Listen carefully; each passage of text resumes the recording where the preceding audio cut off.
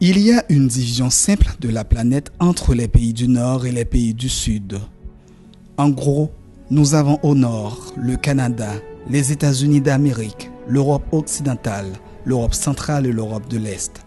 Nous avons au Sud l'Amérique centrale, l'Amérique du Sud, l'Afrique et l'Asie, sauf le Japon. Permettez-moi de mettre l'accent sur des faits historiques marquant l'humanité. En m'accentuant sur des faits, je me suis dit, pourquoi ne pas le titrer ainsi? Le Nord et le Sud de l'humanité. Êtes-vous prêts? Selon un scientifique allemand qui s'appelait Alfred Wegener, au début de l'ère secondaire, soit 250 millions d'années, les continents étaient soudés entre eux en une masse unique qui porta le nom de la Pangée. Téthys fut le seul océan qui les séparait.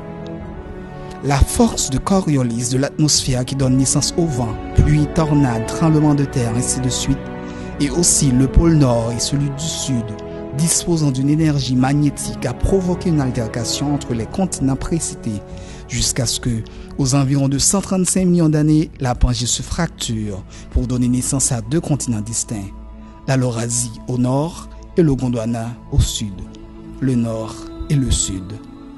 Il est vrai que l'ère tertiaire a vu d'autres fractures grâce au tumulte provoqué par la Laurasie et le Gondwana qui a conduit par la suite aux 5 continents que nous connaissons aujourd'hui. Mais laissez-moi scruter plusieurs faits historiques marquant les deux pôles, nord et sud. Allons-y. La première grande bataille de l'histoire de l'humanité fut au pays de Sumer, soit 2500 ans avant Jésus-Christ apparaît au Moyen-Orient le monde sumérien. L'histoire nous révèle que ce combat positionnait deux villes rivales, Lagash ayant une délimitation beaucoup plus au nord et Umma qui se trouve au sud. Enatom, roi de Lagash, discuta sans cesse avec son voisin sur le contrôle des canaux d'irrigation. Ce fut la première guerre de l'eau. Lagash avec leur chef pensait détenir une grandeur par rapport à son voisin du sud. Et tout compte fait, Umma revendique et rebelle. Des morts furent comptés par milliers. En faisant un tour vers l'histoire de la Scandinavie à travers les pays nordiques, soit la Finlande, l'Islande, la Norvège et j'en passe, on se penche sur les Vikings. Ils furent des guerriers qui ravagea, tua, pilla des villes et populations dans plusieurs pays de l'Europe de l'Est et surtout ceux du Sud. Ils eurent ce sentiment de puissance qui les poussa à agir contre ceux du Sud. Et comme tout naturel, les gens du Sud et d'ailleurs leur furent résistance. Le Nord est le Sud de l'humanité. Le Nord cherche à s'imposer sur le Sud et le Sud riposte. Un autre fait historique marquant l'humanité.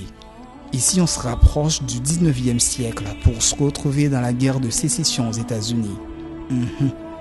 Une guerre qui a duré 4 années, partant de 1861 à 1865, opposant, comme on l'appelait, le Nord industriel avec leur président Abraham Lincoln face au Sud esclavagiste avec le général Jefferson Davis. L'abolition de l'esclavage fut effectivement atteinte, certes, mais la guerre a causé la mort de près de 617 000 hommes parmi les combattants.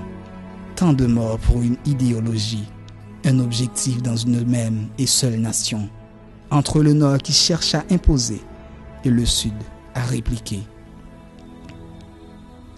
Nous connaissons tout aussi bien des faits historiques sur la guerre entre la Corée du Nord et la Corée du Sud. Pour une question de partition, chaque côté voulait instaurer son pouvoir.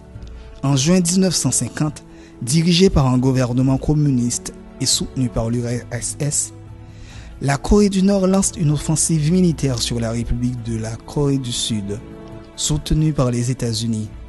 L'assaillant espère une victoire rapide qui empêchera les Américains de réagir. Mais c'était un échec. Le 30 juin, les États-Unis et plusieurs de leurs alliés déploient des troupes pour contrer l'offensive nord-coréenne. Les troupes communistes ne sont pas loin de l'emporter. Mais au fil du temps, la guerre de Corée s'enlise. Finalement, il n'y a eu aucun vainqueur. Et le 27 juillet 1953, Américains et Soviétiques reconnaissent l'existence de deux pays distincts entre un conflit qui a fait plus de 2 millions de morts. Le Canada actuel attire l'attention aussi des pôles Nord et Sud. Pour ce qui est d'inégalité sociale, on peut en dire beaucoup.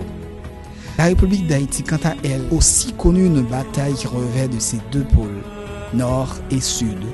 À l'époque, elle était connue sous l'appellation île de l'Hispaniola.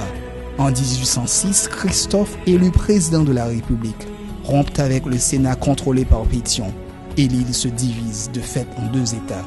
Le Sénat qui reconnaît plus Christophe comme président élit Pétion à sa place. Et voilà l'affaire.